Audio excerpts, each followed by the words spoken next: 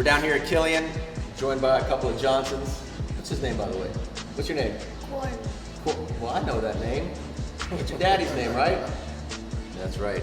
That's Big Poppy over here. Big Poppy over here. Yeah. Cory Johnson, head poobah of the Killian Cougars. Springtime, time for college coaches to get out here. Also time for you guys to work. I think everybody knows about Jaquan Johnson.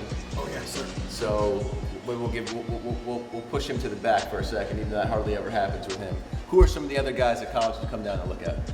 Well, one guy that's picked up a lot of interest, is Sheldrick Redwine. Sheldrick Redwine, a kid that stands out about 6'1" ¾ about 183 to 85 pounds and can run. Has been playing corner since last year. He took over the starting role on his junior year, and ever since then, the kid, he's always been a tough kid.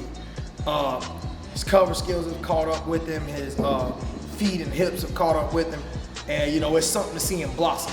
He's a tough, really tough kid, and it's been picking up like crazy for him. He committed to West Virginia, and a lot of schools have still been out to see him because this recruiting game, it gets kind of funny like that. So I stay out of that part.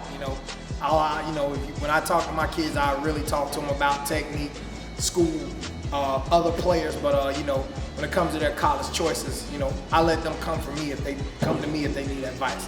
If not, I kind of try not to. I don't push them to a certain school. It's not my job. My job is to get the schools to come look at them. So that's what I do. In the secondary, so you got Jaquan, Sheldrick, and then you got Bruce Davis, who might have grown out of the position. Oh yeah, I got Bruce Davis, who Bruce Davis is he's one of my favorite type of athletes that you see. A kid that you tell him to go, and he goes. His assignment with him playing weak side, he really has the freedom to do a lot of things. And I'm really expecting for Bruce to be great this year, not just good. I want him to be great. I really feel that his sophomore year, he should have been at least a second team all-day guy because he started at middle linebacker as a sophomore. He was third on the team in tackles with 70. And last year, I truly do believe he was snubbed from first team all-day last year as a junior. I mean, he was explosive. Yeah, interceptions, sacks, tackles, you name it. But if you ask me, that's a great thing because it only made him hungry. Offensively, a guy that I love, a guy that you love, starting to pick up some steam, maybe on the heels of Redwine, is wide receiver Anthony Olavencia. Anthony's got a lot to prove. Anthony's got a lot to prove down here in Dade County. But that kid gives kids all that they can handle. The first thing he did going to the USF, going to the South Florida Express camp was he wanted to show people, Coach, I'm going deep every play because people don't think I can go deep. They think I'm a route runner. That kid has been a stellar player ever since his sophomore year. Give me one or two other guys, a guy on offense and a guy on defense maybe that are emerging, creating their own identity and making a name for themselves as it relates to playing college football. Oh man, another guy on defense that, of course, we got the young 10th grader right now, DiCaprio Boodle.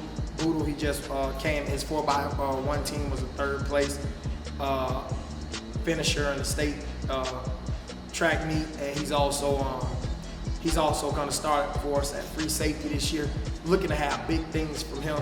He's picking up a lot of attention because he's a good-sized kid that can run, and he's physical. He'll mix it up. Oh yeah, that's what I like about him. He's not just a track athlete. That boy's he's a football player, no doubt. And he's a hurdler also, which means it's a mentally tough thing that he has to learn, and it's a mentally tough thing. Running hurdles is tough. You gotta attack hurdles, and he has no problem attacking. But he's another one that has a rising stock. Also, Damian Horton, who's received an offer from FAU now, and is getting good looks from FIU and some other schools. He's about 6'3". I mean, he's fast off the ball. He's a three-sport athlete. He plays basketball. He's playing volleyball right now, which our team is playing for the rights to go to the state tournament. So Damian Horton is another kid that is just, you know, he's blossoming and blooming, and you know, he's a product of being around this team for 4 years. Very, very tough kid, mentally tough kid. Another kid on offense, we have a kid that transferred over from Braddock, from G. Holmes Braddock. His name is Jose Garcia Rally. Big, strong kid, about 6'2", 285 pounds now. Learning just about the game speed over here, learning about the tenacity and the toughness that these kids play with over here. And once he adjusts, man, he's gonna be something, because he's a dog. He's a big time tough kid. All right, last question. We started with Jaquan.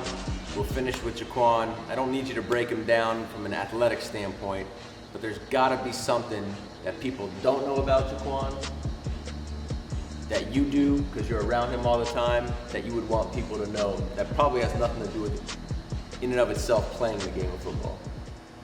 He's a god-awful rap artist. He stinks at rapping.